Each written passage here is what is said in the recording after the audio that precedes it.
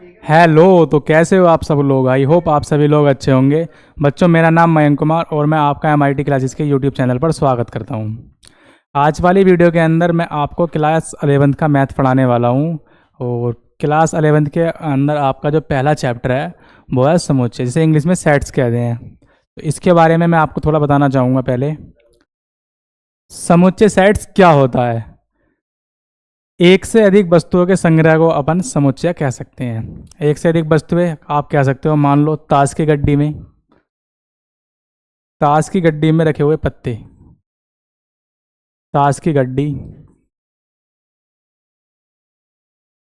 ताश की गड्डी बोल सकते हो। या 10 से छोटी अभाज्य संख्याएं, अभाज्य संख्याओं का संग्रह,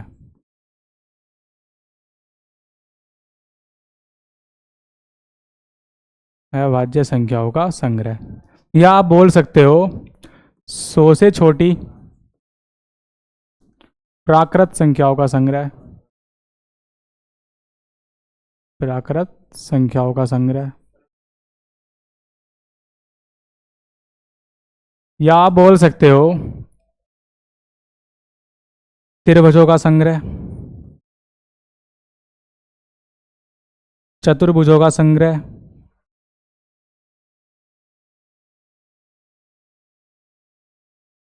या आप बोल सकते हो विभिन्न कोणों का संग्रह,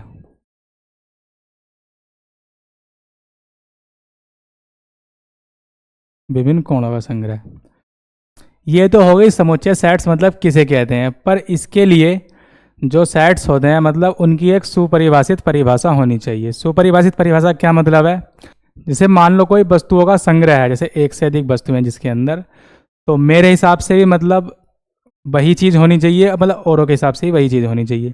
जो थिंकिंग है इनमें सभी लोगों की एक जैसी होनी चाहिए, जिससे मान लो मतलब जो इन्फॉर्मेशन दी हुई है वो वहाँ पर जितने भी लोग हों या कोई और भी लोग हों उनको उसके बारे में अच्छी जानकारी होनी चाहिए। क्योंकि मान लो अगर उनको ऐसी जानकारी नहीं होगी तो जो इस प्रकार के समुच्चय को अपन सुपरिभाषित नहीं कह सकते। ठीक है, अब समुच्चयों का निरूपण कैसे करते हैं उसको समझेंगे।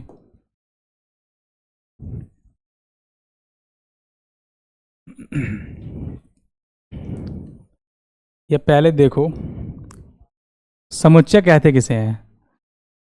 सुपरिभाषित, सुपरिभाषित वस्तुओं का संग्रह।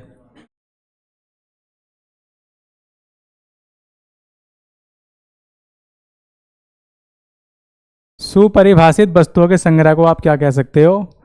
समुच्चय। ठीक है, ये थी इसकी डेफिनेशन। अब समुच्चय का निरूपण कैसे करते हैं उस चीज को देखेंगे। समुच्चय का निरूपण,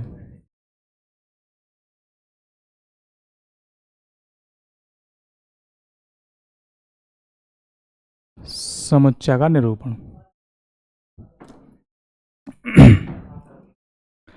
समुच्चय को निरूपित करने के लिए जो मतलब समुच्चय है उनको अपन जो है वो कैपिटल लेटर से डिनोट करते हैं। जितने भी इंग्लिश के कैपिटल लेटर्स हैं उनसे डिनोट करते हैं। उनके जो अवयव हैं उन्हें हम स्मॉल लेटर से डिनोट करते हैं। जैसे आप कह सकते हो कैपिटल एन प्राकृतिक संख्याओं का संग्रह,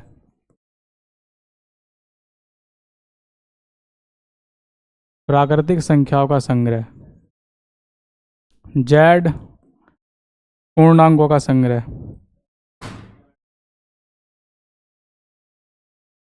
पूर्णांकों का संग्रह।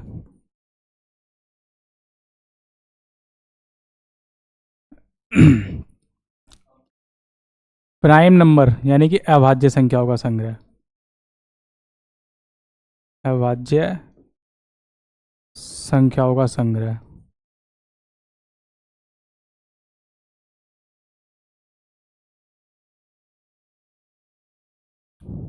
जेड प्लस धनात्मक पूर्णांकों का संग्रह,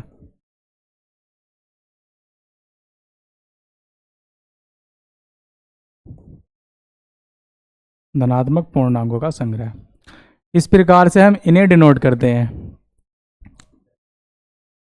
अब आगे समझेंगे और थोड़ा। जो समुच्चय है उसे लिखा जाता है इंग्लिश वर्णमाला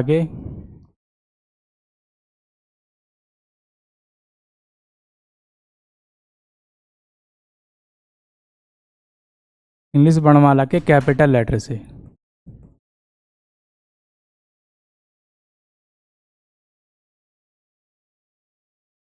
और जो इसके अवयव हैं, समुच्चय के अवयव, समुच्चय के जितने भी अवयव हैं उन्हें हम स्मॉल लेटर से लिखते हैं।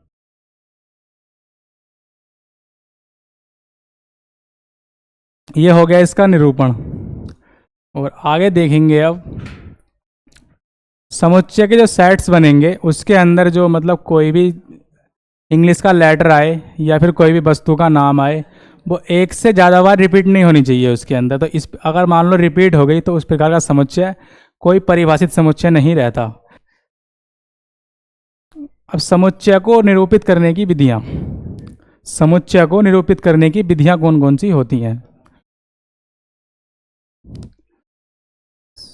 समुच्चय को निरूपित करने की विधियाँ।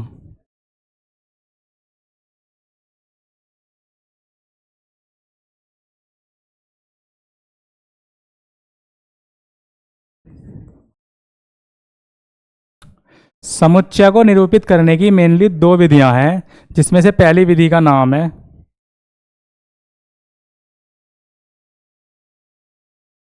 पहली विधि है रोस्टर। रोस्टर विधि या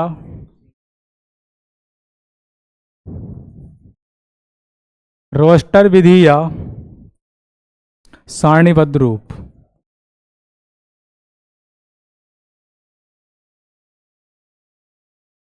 सारणीबद्ध रूप। रोस्टर विधि या सारणीबद्ध रूप क्या होता है इसके बारे में समझेंगे। मान लो कोई सेट्स दिया है, कोई सुपरिभाषित सेट्स। पहली बात तो जो रोस्टर विधि है उसे हम मंझले ब्रैकेट के अंदर लिखते हैं। ये होता है मंझला ब्रैकेट, इंग्लिश में बोलते हैं उसे करली ब्रैकेट। इसके अंदर मान लो कोई भी कुछ भी दे दिया, जैसे एक तो प्राकृतिक संख्याओं का संग्रह दे दिया, 5 तक की हमने इसमें प्राकृतिक संख्याएं रख दी। तो इस प्रकार की जो समुच्चय हैं जिन्हें रोस्टर विधि के रूप में कहते हैं, मतलब इस प्रकार की जो विधि है इसे हम रोस्टर विधि कहते हैं। दूसरी वाली विधि, दूसरी विधि दूसरी विधि को हम समुच्चय निर्माण रूप कहते हैं। समुच्चय निर्माण रूप।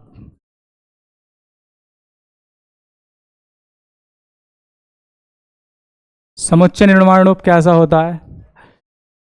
जो मतलब इसका है वो मतलब ही उसी मतलब जो सेट है आपका उसका निकलना चाहिए। वो मतलब कैसे निकलेगा? इसे लिखते हैं जैसे मान लो कैपिटल एन, प्राकृतिक संख्याओं का समुच्चय बना रहे हैं पहले अपन।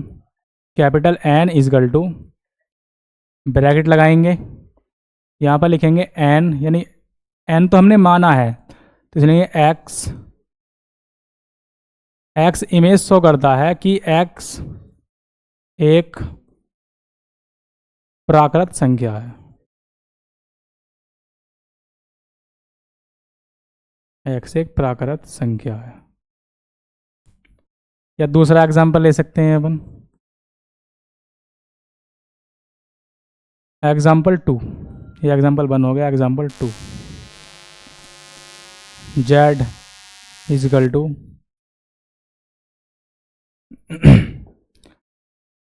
एक्स एक प्राकृत संख्या है। एक्स एक प्राकृत संख्या है जिसकी वैल्यू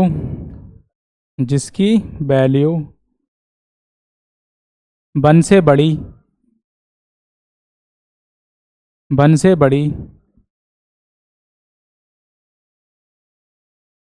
और 9 से छोटी होनी चाहिए। रोस्टर विधि में हम किसी मंझले ब्रैकेट के अंदर डायरेक्ट जो अवयव है उसको डिनोट करते हैं।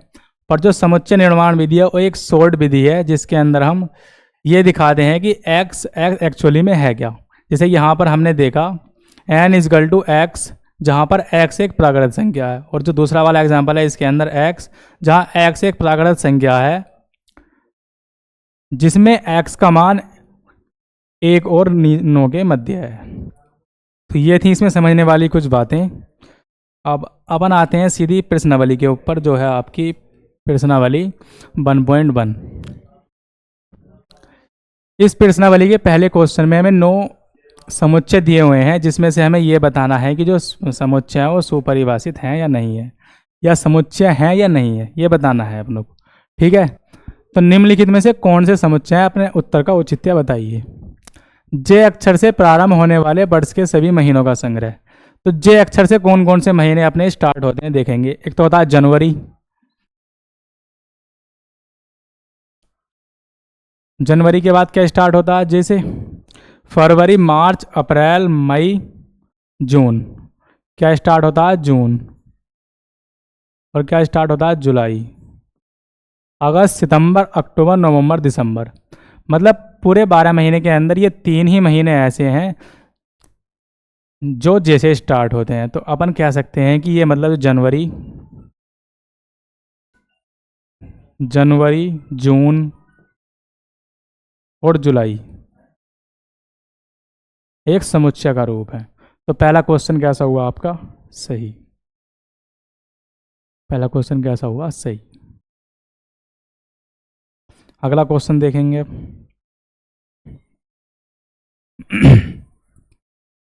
क्वेश्चन नंबर 2, भारत के 10 सबसे अधिक प्रतिभाशाली लेखकों का संग्रह।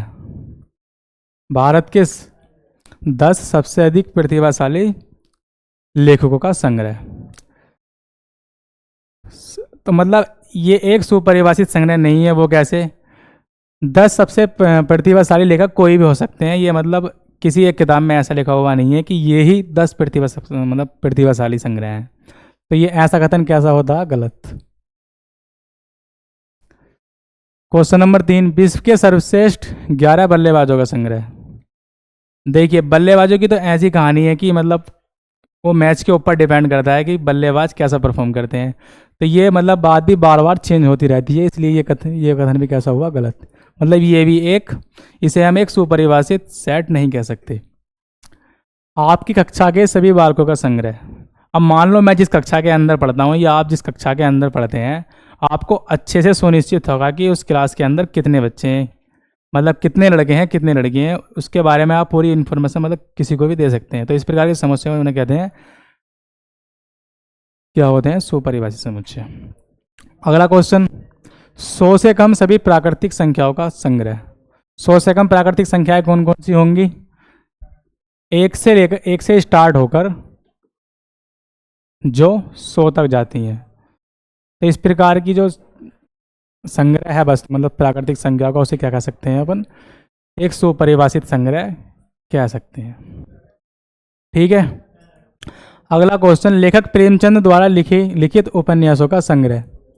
लेखक प्रेमचंद द्वारा लिखित उपन्यासों का संग्रह मतलब जितने भी उपन्यास इनके मतलब लेखक प्रेमचंद के द्वारा लिखे गए हैं, इस प्रकार के जो मतलब इसे हम एक सुपरिभाषित संग्रह कह सकते हैं। क्योंकि किसी भी किताब के अंदर अगर आप जाके देखोगे तो जितने भी इन्होंने उपन्यास लिखे होंगे उसके बारे में आपको पूरी जानकारी मिल जाएगी। ठीक है, तो इस प्रकार हम क्या कह सकते हैं कि ये एक सुपरिभाषित संग्रह है। सभी समपूर्णांकों का संग्रह। सभी समपूर्णांक कौन कौन से होंगे, माइनस अनंत से जो भी समपूर्णांक होंगे, मतलब -4, -2, 0, प्लस की ओर चलेंगे 2, 4, 6, 8, जितने भी समपूर्णांक है वो बनाएंगे एक सेट। तो हम कह सकते हैं कि ये दिया हुआ कथन है वो एक समुच्चय हो सकता है। इस अध्याय में आने वाले प्रश्नों का संग्रह मतलब जो ये प्रश्नावली पढ़ रहे हैं अपन, ये अध्याय पढ़ रहे हैं, उसके अंदर साफ साफ लिखा हुआ है कि प्रत्येक प्रश्नावली के अंदर कितने क्वेश्चन है, तो हम कह सकते हैं कि जो संग्रह बनेगा वो एक सुपरिभाषित संग्रह होगा। विश्व के सबसे अधिक खतरनाक जानवरों का संग्रह। विश्व के सबसे अधिक खतरनाक जानवरों का संग्रह। सबसे अधिक जानवर कौन कौन से हो सकते हैं, इसकी कोई सुपरिभाषित परिभाषा नहीं है, क्योंकि दुनिया में बहुत सारे ऐसे भी जंतु हैं जो अभी तक खोज में भी नहीं आए हुए हैं, तो हम कह सकते हैं कि ये एक सुपरिभाषित संग्रह नहीं है। ये क्वेश्चन कैसा हो जाएगा? गलत। क्वेश्चन कैसा हो जाएगा? गलत। ठीक है, अब question number 2। Question number 2,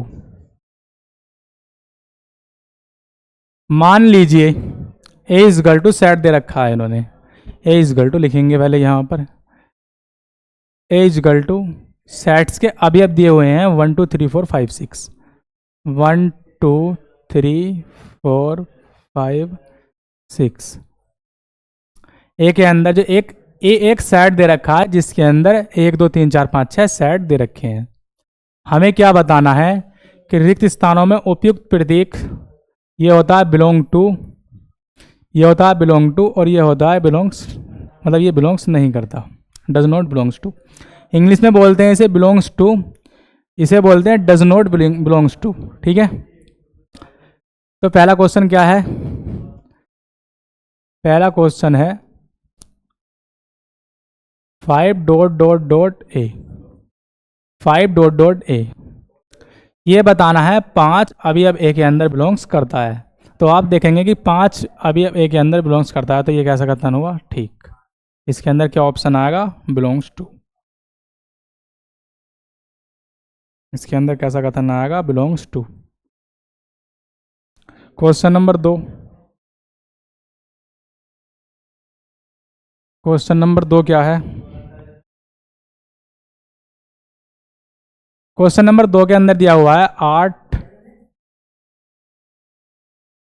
8 dot dot dot ए। इसका मतलब है जो 8 है वो अभी अब 8 जो है समुच्चय ए के अंदर बिलोंग्स करता है, क्योंकि 1 से लेकर 6 तक ही वैल्यू दी हुई है। इसमें 8 कहीं आपको दिख रहा है? अगर नहीं दिख रहा है तो ये does not belongs to A. 8 does not belongs to A, ये बिलोंग्स नहीं करता है। Question number 3, 0 dot dot dot dot A. 0 A से बिलोंग्स करता है या नहीं, आप देखकर बताइए। 0 भी ए के अंदर कहीं नहीं है, तो इस हम कह सकते हैं कि 0 ए से बिलोंग्स नहीं करता है। Question number 4, question number 4, 4 dot dot dot ए। आप देख सकते हैं यहाँ पर ए के अंदर 4 बिलोंग्स करता है, यानी कि 1 2 3 4, और 4 ए पर यहाँ पर बिलोंग्स करता है, तो हम कह सकते हैं कि A is directly belongs to A. 4 is directly belongs to A.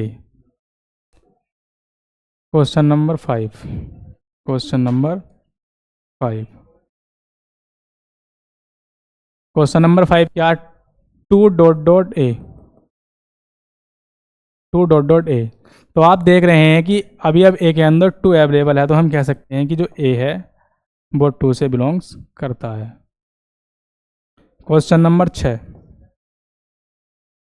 Question number 6,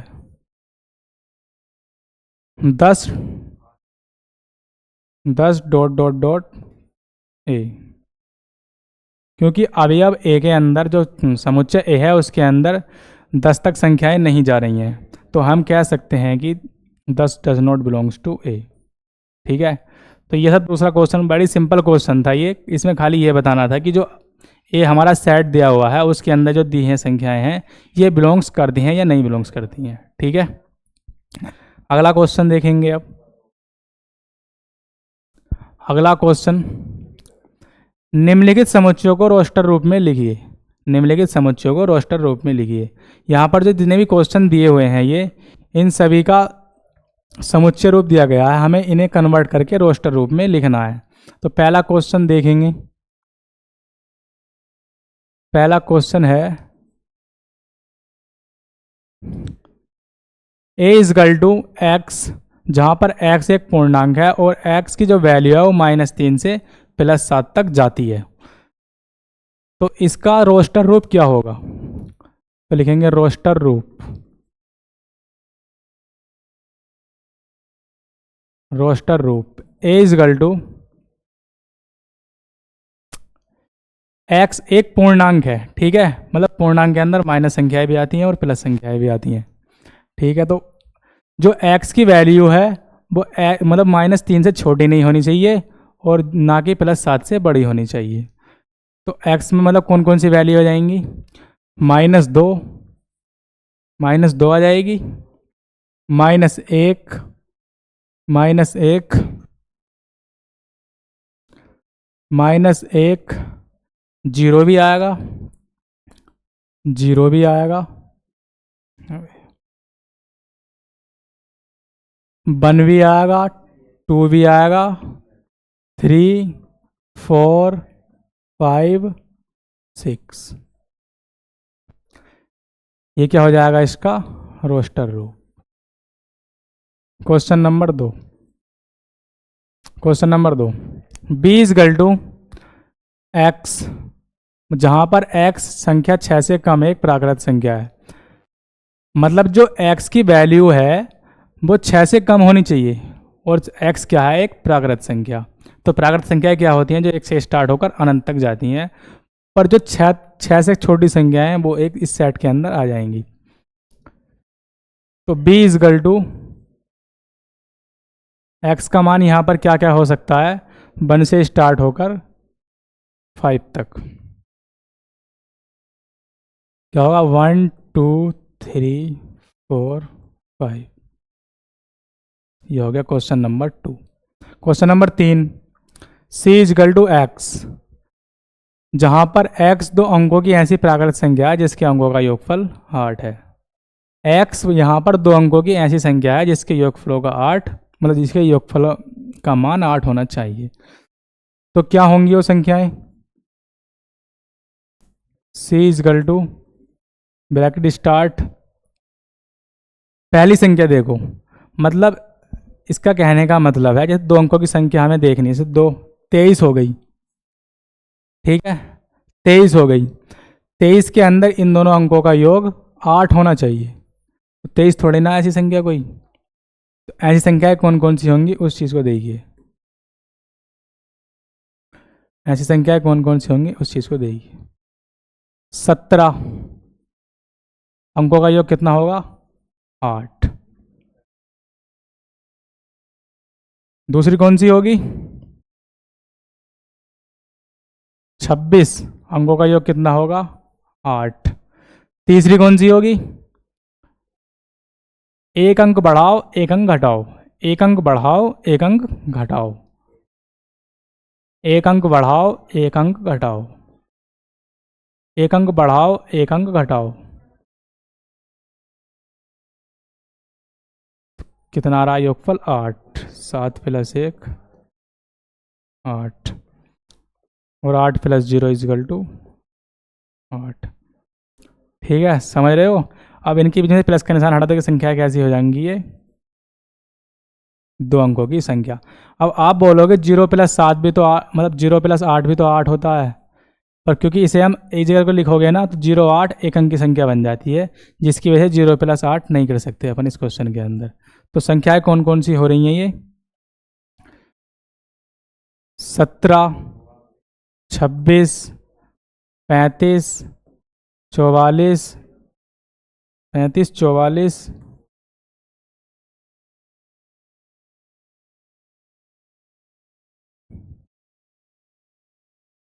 44 के बाद कौन सी आई थी? 53, 62, 71 और 80। निकल आए सभी? सभी को देख लो, सबका मान क्या होगा? 8। Question number 4, question number 4, D is equal to X, X एक ऐसी अभाज्य संख्या है जो संख्या 60 की भाजक है। मतलब 60 से विभाजित होने वाली जितनी भी अभाज्य संख्याएं हैं वो कहाँ आ जाएंगी? इस सेट के अंदर। तो डी इजगल टू लिखेंगे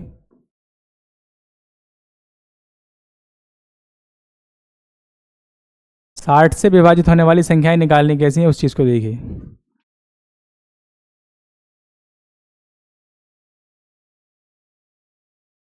सीधा सीधा भाग कर लो, या फिर एक विधि और है गुणनखंड विधि। गुणनखंड विधि में कैसे करते हैं? 60 कितनी बार जाएगा? 30 बार।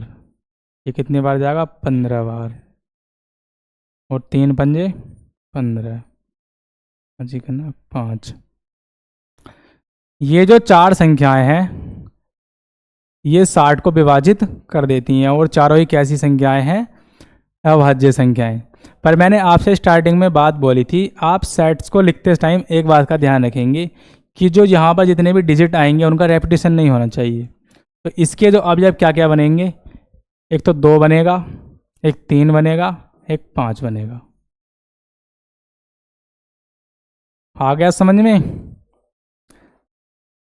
सेट के अंदर डिजिट का रेपिटेशन नहीं होना चाहिए, वरना वो सेट कैसा हो जाएगा? गलत। तो यहाँ पर 3 ही अभी अब ऐसे हैं जो मतलब 60 को विभाजित करते हैं। क्वेश्चन नंबर 5,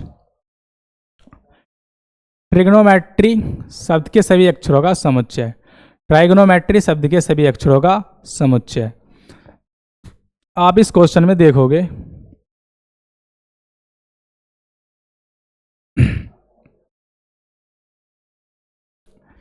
ट्रिग्नोमेट्री, एक बार कलर चेंज करता हूँ मैं। ट्रिग्नोमेट्री ये रहा, ये एक बार अलग ही लिख लेते हैं ताकि आपको अच्छे से समझ में आ जाए। TRIGONOMETRY।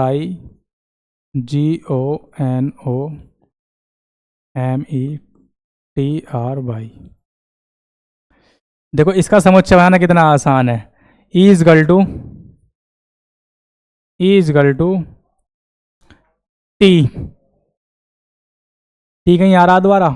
नहीं आ रहा। आर, आर कहीं दोबारा आया? नहीं आया। आई, आई आगे कहीं है? आई भी नहीं है। जी, देखो टी जो है, टी वो दोबारा आ रहा है तो ये यहाँ पर कैंसिल हो जाएगा। आर दोबारा, आर का रिपीटेशन नहीं हो रहा, आर का हो रहा है, ये हैगा। आई, आई का रिपीटेशन नहीं हो रहा। जी, जी का रिपीटेशन कहीं हुआ? नहीं हुआ, तो यहाँ पर जी।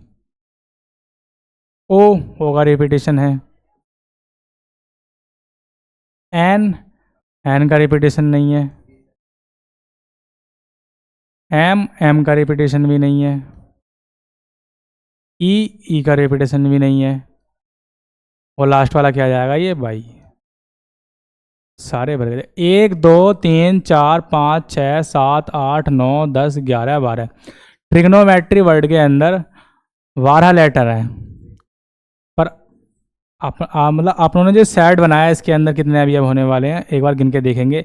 1 2 3 4 5 6 7 8 9। मतलब ट्रिग्नोमेट्री वर्ड से खाली 9 अवयवों का सेट बना है।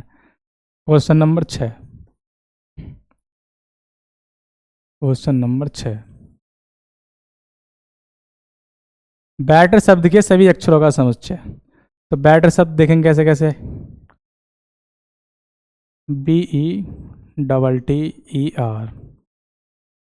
बैटर।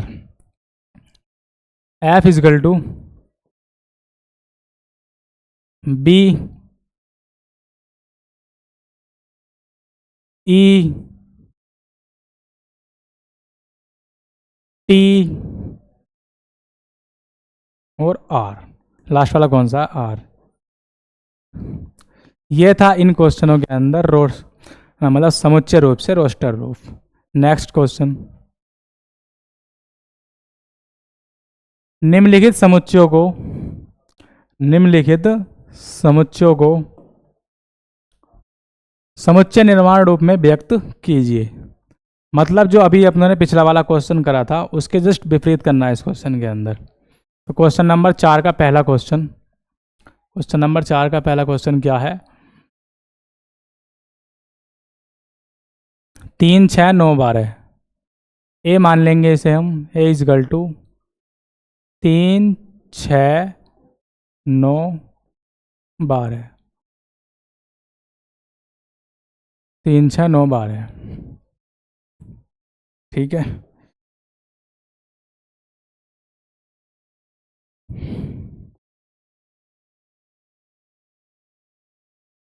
तीन छः नौ 12,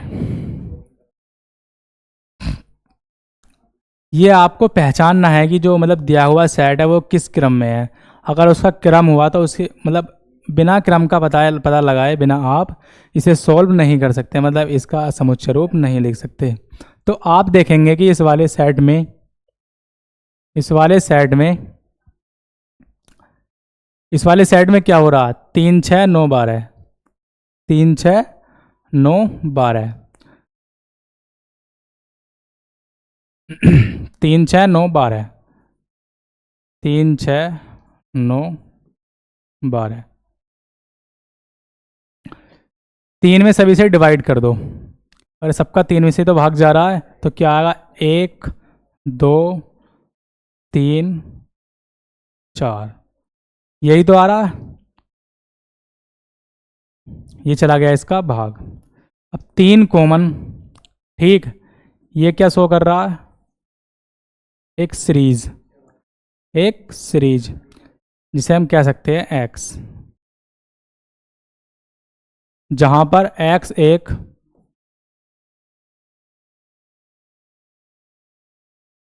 प्राकृत संख्या है।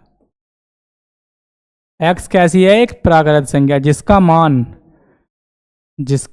मान 1 से बड़ा होना चाहिए और 4 से छोटा होना चाहिए। ये क्या है इसका सॉल्यूशन, तो आप लिख सकते हैं यहां पर a is equal to 3x, a is equal to 3x where x एक प्राकृत संख्या है, x एक प्राकृत संख्या है, जहां जो x की वैल्यू है वो 1 से बड़ी होनी चाहिए और 4 से छोटी होनी चाहिए। x की वैल्यू 1 से बड़ी होनी चाहिए और 4 से छोटी होनी चाहिए। ये हो गया समुच्चय रूप। ये क्या हो गया, समुच्चय रूप। ये क्या हो गया, समुच्चय रूप।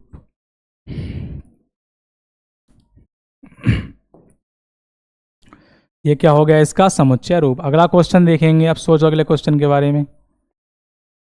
अगला क्वेश्चन क्या है, क्वेश्चन नंबर 2। क्वेश्चन नंबर 2, 2 4 6 नहीं 2 4 8 16 32, बी मान लेंगे इसे, कुछ भी मान सकते हैं, इसमें आपकी इच्छा है। 2 4 8 16 32, 2 4 8 16 32। इसे देखेंगे क्या सीरीज बन रही है इसके अंदर, लिख देंगे समुच्चय रूप। समुच्चय रूप, समुच्चय रूप क्या होगा इसका,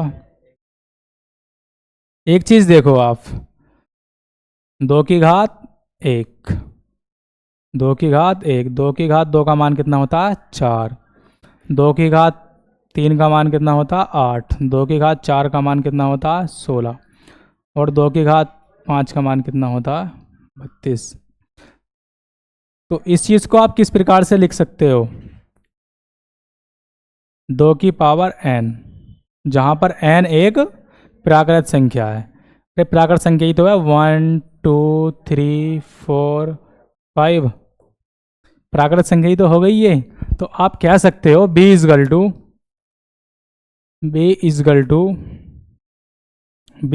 टू 2 की पावर नहीं, एक मिनट, x और x की पावर n, x की पावर n नहीं, x इजकल टू 2 की पावर x, जहां x एक प्राकृत संख्या है, जहाँ x एक प्राकृत संख्या है और x की जो वैल्यू है, x की वैल्यू जो है वो 1 से छोटी नहीं होनी चाहिए और 5 से बड़ी नहीं होनी चाहिए। x की जो वैल्यू है वो 1 और 5 के मध्य होनी चाहिए। ये कौन सा क्वेश्चन था आपका? Question number 2। अब देखते हैं क्वेश्चन नंबर 3। क्वेश्चन नंबर 3 देखेंगे अब। क्वेश्चन नंबर 3 के अंदर क्या कह रहा है? ये जो सेट दिया हुआ है हमें 5, 25, 125 और 625। सी इज गल टू, माना सी इज गल टू 5, 25, 125 और 625।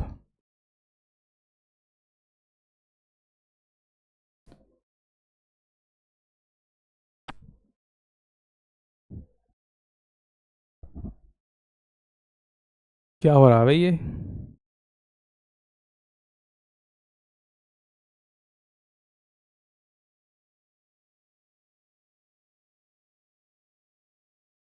वो मक्खी परेशान कर रही थी।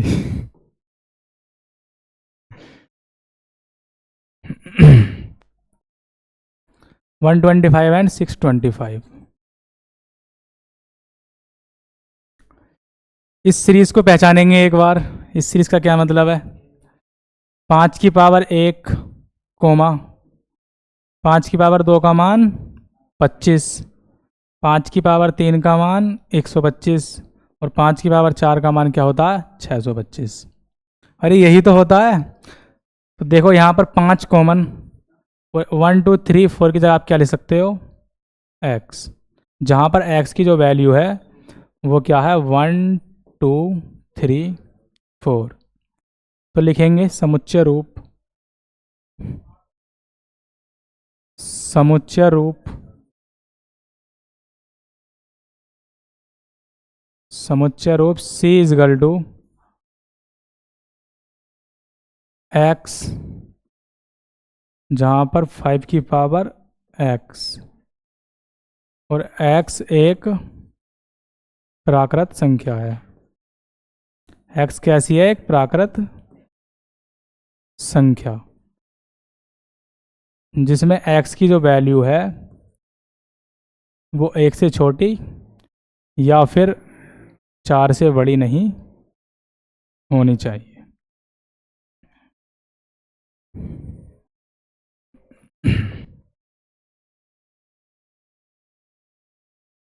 Question number 4। क्वेश्चन नंबर 4 डीज नहीं, शायद ऊपर है। क्वेश्चन नंबर 4 का चौथा, 2 4 6 और ये जा रही है डॉट डॉट डॉट। तो डी इज इक्वल टू मान सकते हैं 2 4 6 डॉट डॉट डॉट डॉट। समुच्चय रूप क्या होगा इसका? समुच्चय रूप, समुच्चय रूप, समुच्चय रूप D is equal to X, जहां पर एक्स क्या है? एक एक्स क्या है? एक समप्राकृत संख्या। एक्स एक सम प्राकृत संख्या है।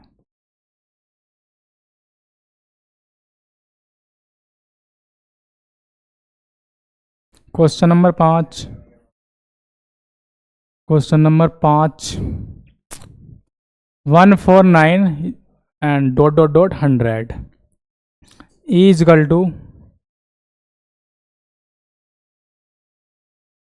टू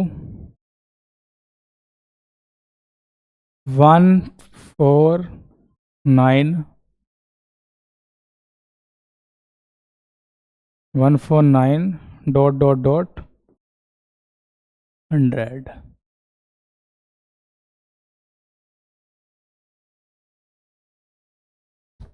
समुच्चय रूप,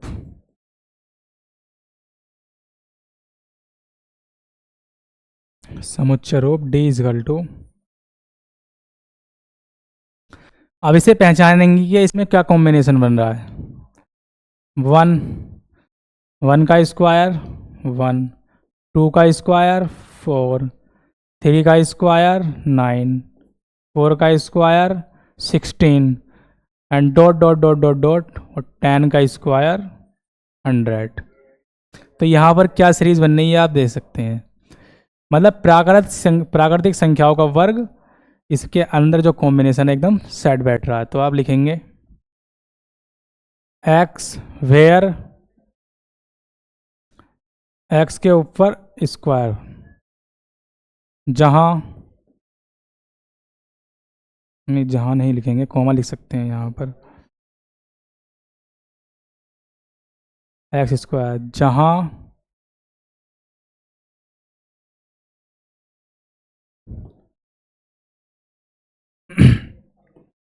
जहाँ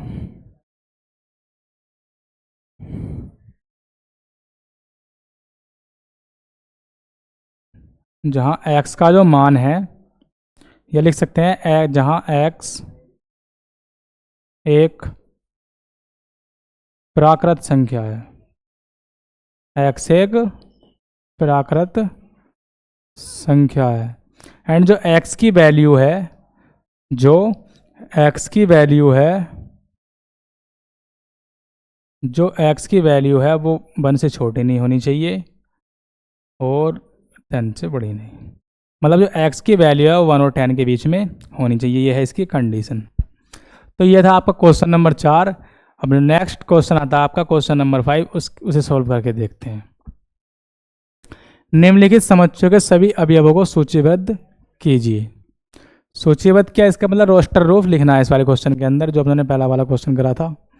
तो देखिए क्वेश्चन नंबर 5, क्वेश्चन नंबर 5 का पहला क्वेश्चन, क्वेश्चन नंबर 5 का पहला question, a is equal to X, जहाँ एक्स एक मतलब विषम प्राकृत संख्या है।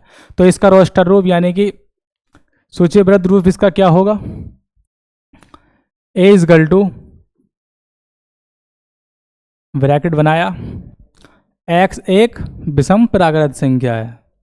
तो विषम प्राकृत संख्याएं क्या होती हैं, 1 3 5 7 9, मतलब जितनी भी विषम संख्याएं होंगी वो कैसी होंगी, विषम प्राकृत संख्या। तो लिख सकते हैं आप यहाँ पर 1 3 5 7 9 एंड डॉट डॉट डॉट अनंत तक। Question number 2, b is equal to X, जहाँ x एक पूर्णांक है और जो x की वैल्यू है वो -1/2 से 9/2 के मध्य होनी चाहिए। तो क्वेश्चन नंबर 2 देखेंगे। Question number 2, b is equal to -1/2 का मान क्या होगा, -1/2 इजकल टू 0.5, माइनस के 0.5 एंड 9/2 का मान कितना होगा, 9/2 इजकल टू 4.5। मतलब जो x का मान है, यहाँ पर x एक पूर्णांक है तो पूर्णांक में माइनस की संख्याएं भी होती हैं। तो जो x की वैल्यू है वो -0.5 से 4.5 के बीच में होनी चाहिए। तो ऐसी कौन कौन सी संख्याएं होंगी, एक तो होगी 0, 1 2 3 4, ये कितनी संख्याएं होंगी, 5 संख्याएं जो इन दोनों के बीच में बैठ सकती हैं। क्वेश्चन नंबर 3 देखेंगे अब, c इजकल टू एक्स, जहाँ x एक पूर्णांक है और एक्स स्क्वायर, जो एक्स स्क्वायर का मान है वो 4 से छोटा होना चाहिए, 4 के बराबर होना चाहिए। तो लिखेंगे c is equal to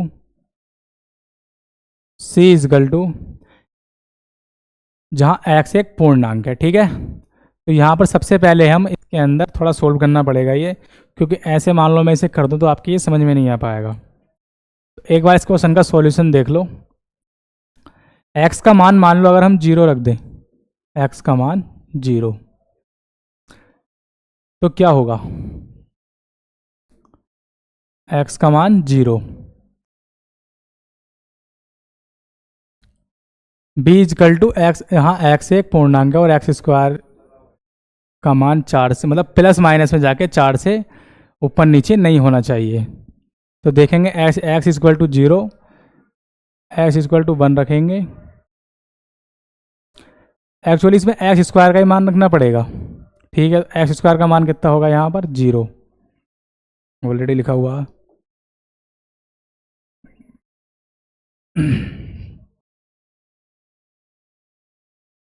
x square का मान अगर हम 1 रखें, यहाँ पर रखा 0, यहाँ पर रखेंगे 1, तो क्या मान आएगा इसका 1 की पावर 1 इजकल टू 1।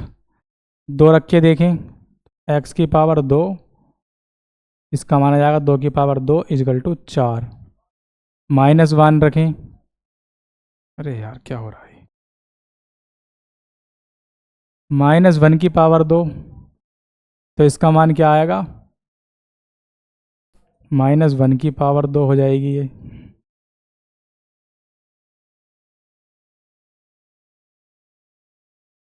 -1 रखा तो -1 का होल स्क्वायर, क्या मान आया 1।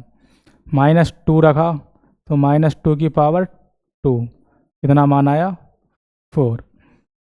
मतलब सी के अंदर x के केवल 4 मान, 4 नहीं 5 मान हो सकते हैं, 5 मान हो सकते हैं जो कुछ इस प्रकार हैं -1 नहीं -2 -1 0 1 और 2। ये क्या हो गया इसका सारणीबद्ध रूप। ये क्या हो गया इसका सारणीबद्ध रूप। क्वेश्चन नंबर 4, बहुत आसान चीज़ें हैं इस प्रश्नावली के अंदर, तो आपको ज़्यादा परेशानी नहीं आ रही होगी, मेरी ये उम्मीद है। Question number 4, D is equal to X, जहाँ एक्स लोयल शब्द का एक अक्षर है, जहाँ एक्स लोयल शब्द का एक अक्षर है। तो लोयल देखेंगे एक बार,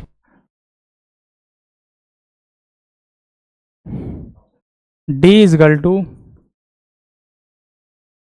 एल ओ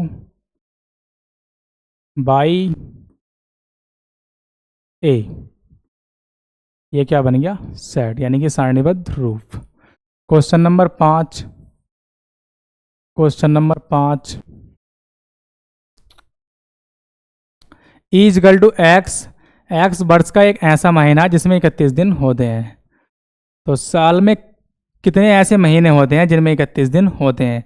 तो आप अपने मतलब जो हाथ है उसके गांठों से भी पता लगा सकते हो कि किस किस महीने में 31 दिन हो सकते हैं। तो यहाँ पर 1 फरवरी का ही ऐसा महीना है जिसमें मतलब 28 या 29 दिन होते हैं, बाकी सभी के अंदर 30 या 31 दिन हो सकते हैं। और उस चीज़ को आप अपने हाथ के द्वारा चेक कर सकते हो। जैसे देखिए यहाँ पर जनवरी, फरवरी नहीं, जनवरी कैसा महीना हुआ 31 का, फरवरी, मार्च 31 का, अप्रैल 30 की, मई 31 का, मई के बाद क्या आता है जून, जून 30 की, जुलाई 31 की, अगस्त 31 की, और अगस्त के बाद सितंबर 30 का, अक्टूबर 31 का, नवंबर 30 का और दिसंबर 30 का। तो हम कह सकते हैं कि कौन कौन से महीने ऐसे हुए जिसमें मतलब जो 30 के होते हैं।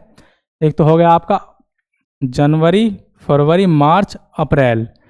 कौन सा हो गया अप्रैल, एक हो गया अप्रैल, जनवरी, फरवरी, मार्च, अप्रैल, मई, जून, जून, जून के बाद जुलाई, जून के बाद जुलाई, अगस्त, सितंबर, सितंबर, अक्टूबर, नवंबर, यानी कि सितंबर के बाद अक्टूबर, अक्टूबर के बाद नवंबर। मतलब ये ऐसे महीने हैं, 1 फरवरी, ये 5 ऐसे महीने हैं जिनमें 30 दिन होते हैं, बाकी के अंदर 31 दिन होते हैं। तो सेट क्या बनेगा अपना, ई इजगल टू फरवरी, अप्रैल, फरवरी, अप्रैल,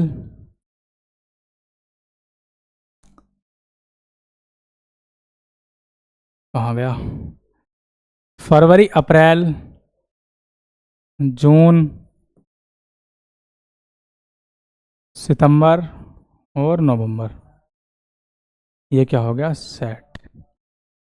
देखो फरवरी 28 या 29 की, मार्च, अप्रैल, मई, जून, जुलाई, अगस्त, सितंबर, अक्टूबर, नवंबर, मतलब ये ऐसे महीने हैं जिसमें 31 दिन नहीं होते। ठीक है, question number 6, F is equal to X. X अंग्रेजी वर्णमाला का एक ऐसा व्यंजन है जो के से पहले आता है, मतलब के से पहले जितने भी व्यंजन आते हैं वो कहाँ जाएंगे, इस सेट के अंदर। तो लिखेंगे F is equal to A vowel है, तो क्या जाएगा सबसे पहले B, C D E vowel F, G H I J, और लास्ट वाला कौन सा के। मतलब के से पहले आपको इसके अंदर जो सारणीबद्ध है उसे करना है। ठीक है, तो ये था आपका क्वेश्चन नंबर 5, और क्वेश्चन नंबर 6 को अपन यहीं पर सोल्व करने वाले हैं। पहला क्वेश्चन दे रखा है क्वेश्चन नंबर 6 के अंदर 1 2 3 6, 1 2 3 6 कैसी संख्याएं हैं ये। मतलब पहला इन्होंने क्वेश्चन दे रखा है एक्स, जहाँ एक्स एक अभाज्य संख्या और 6 की भाजक है। दूसरा है एक्स संख्या 10 से कम एक विषम प्राकृत संख्या है। तीसरे वाले में एक्स एक प्राकृतिक संख्या और 6 की भाजक है। तो आप यहाँ पर देखो, एक जो है वो 6 को विभाजित करता है, 2 भी 6 को विभाजित करता है, 3 भी 6 को विभाजित करता है और 6 भी 6 को विभाजित करता है। तो ये किससे जाकर मिलेगा, सी से। ये किससे जाकर मिलेगा, सी से। ये किससे जाकर मिलेगा, सी से। क्वेश्चन नंबर 2 2 एंड 3, एक्स एक अभाज्य संख्या और 6 की भाजक है। एक्स एक अभाज्य संख्या और 6 की भाजक है, मतलब एक्स जो है वो एक अभाज्य संख्या और 6 को विभाजित करता है। तो 2 और 3 ऐसी संख्याएं हैं जो 6 को विभाजित करती हैं। तो ये कहाँ से जाकर मिलेगा, इससे। मैथमेटिक्स किससे जाके मिलेगा, एक्स एक प्राकृतिक संख्या और 6 की भाजक है, ये तो हो नहीं सकता। एक्स मैथमेटिक्स शब्द का एक अक्षर है, तो ये कहाँ जाकर मिल जाएगा, डी से। 1 3 5 7 9 जो 10 से कम विषम संख्याएं हैं, ये कहाँ जाकर मिलेगा, बी से। तो यहाँ पर लिख दूं मैं एक बार, जो पहला वाला है वो जाके मिलेगा सी से, जो दूसरा है वो जाकर के मिलेगा ए से, जो तीसरा है वो जाके मिलेगा, तीसरा कहाँ जाके मिला, डी से, और चौथा कहाँ जाके मिलेगा, बी से। तो ये थी आज की प्रश्नावली, और कल वाली वीडियो के अंदर हम, मतलब कल वाली जो क्लास होगी उसके अंदर हम नेक्स्ट प्रश्नावली भी सॉल्व करेंगे, और उससे पहले जो भी इंपॉर्टेंट चीज़ें होंगी उसके बारे में पहले डिस्कस करूँगा, और उसके बाद आपको प्रश्नावली सॉल्व कराऊँगा। चलिए मिलते हैं नई वीडियो में नई टॉपिक के साथ, तब तक के लिए बाय बाय।